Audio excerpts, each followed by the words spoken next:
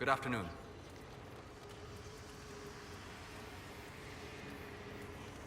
I'd like to know more about you, Solus. All right. What can I tell you?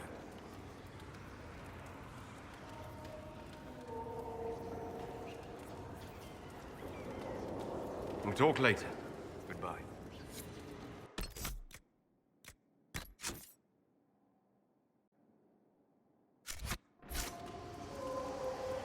My friend.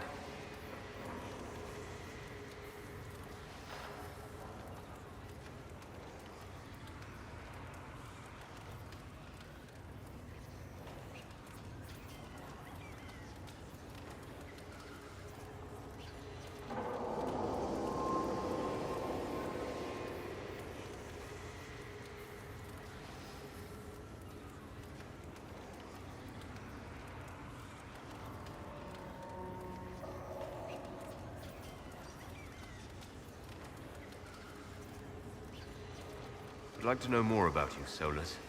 All right. What can I tell you? What made you start studying the Fade?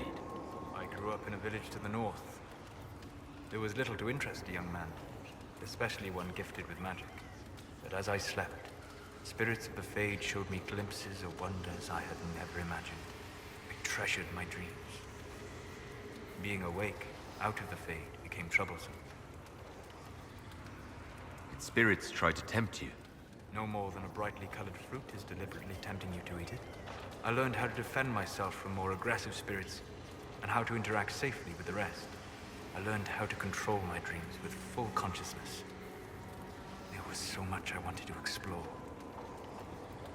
I gather you didn't spend your entire life dreaming. No. Eventually, I was unable to find new areas in the Fade. Why? 2 reasons. First, the Fade reflects the world around it. Unless I traveled, I would never find anything new. Second, the Fade reflects and is limited by our imaginations. To find interesting areas, one must be interested.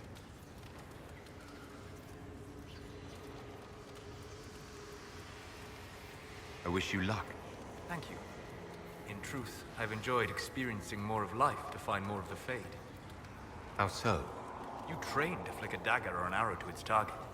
The grace with which you move is a pleasing side benefit. You have chosen a path whose steps you do not dislike because it leads to a destination you enjoy. As have I. You said you traveled to many different places. This world, or its memory, is reflected in the Fade. Dream in ancient ruins, and you may see a city lost to history. Some of my fondest memories were found in crumbling cities, long picked dry by treasure seekers, the best of the battlefields. Spirits press so tightly on the veil that you can slip across with but a thought. Any place in particular? I dreamt at Ostagar. I witnessed the brutality of the Darkspawn and the valor of the Ferelden warriors. I saw Alistair and the hero Ferelden light the signal fire, and Logain's infamous betrayal of Kaelin's forces.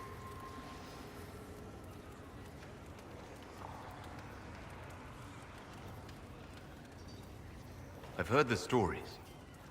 It would be interesting to hear what it was really like. That's just it. In the Fade, I see reflections created by spirits who react to the emotions of the warriors. One moment, I see heroic wardens lighting the fire, and a power-mad villain sneering as he lets King Kaelin fall. The next, I see an army overwhelmed and a veteran commander refusing to let more soldiers die in a lost cause. You can't tell which is real. It is the Fade. They are all real. Have you always traveled and studied alone? Not at all. I have built many lasting friendships. Spirits of wisdom, possessed of ancient knowledge, happy to share what they had seen. Spirits of purpose helped me search. Even wisps, curious and playful, would point out treasures I might have missed. I'm impressed that you could become friends with spirits. Anyone who can dream has the potential. Few ever try. My friends comforted me in grief and shared my joy. Yet, because they exist without form, as we understand it, the Chantry declares that spirits are not truly people. Is Cassandra defined by her cheekbones and not her faith? Varric by his chest hair and not his wit?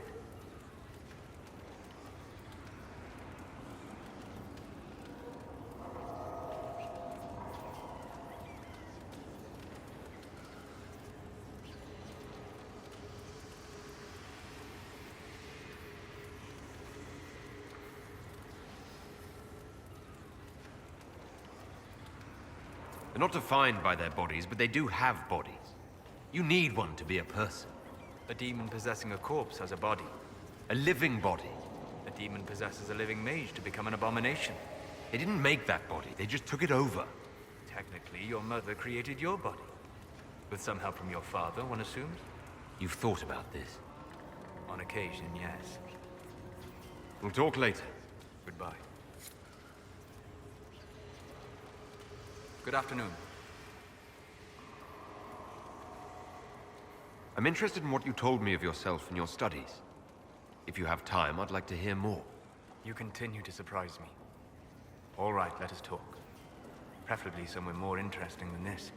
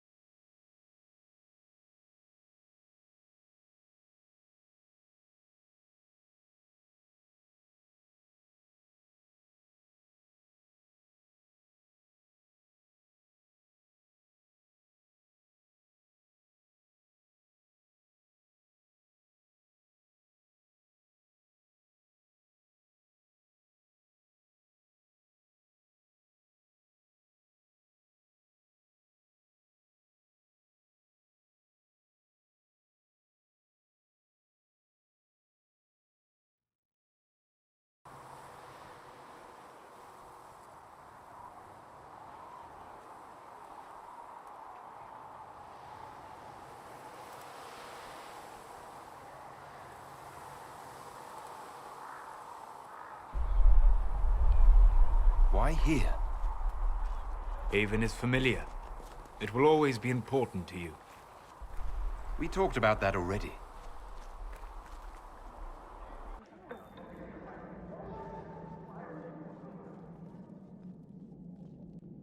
I sat beside you while you slept, studying the anchor.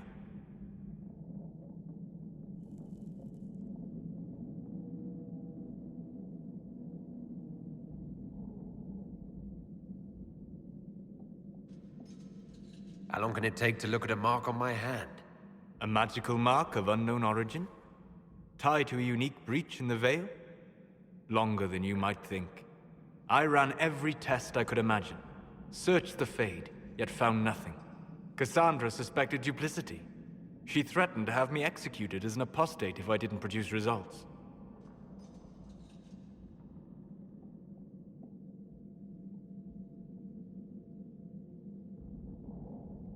Cassandra's like that with everyone.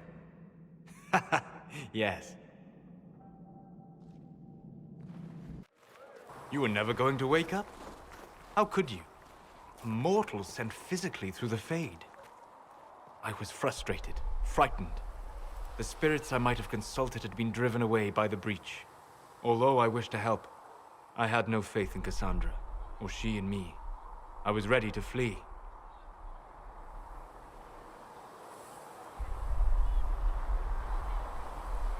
The breach threatened the whole world. Where did you plan to go? Someplace far away, where I might research a way to repair the breach before its effects reached me. I never said it was a good plan. I told myself, one more attempt to seal the rifts. I tried and failed. No ordinary magic would affect them. I watched the rifts expand and grow, resigned myself to flee, and then...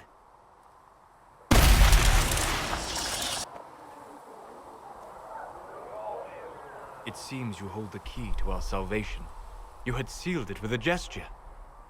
And right then, I felt the whole world change.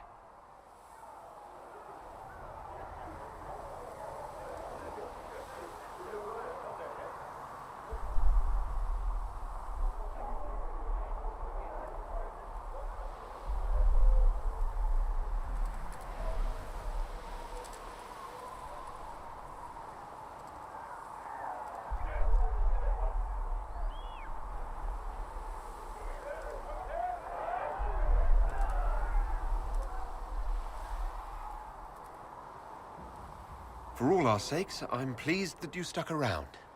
As am I. You have fractured rules of man and nature, and you will shatter more before you are done.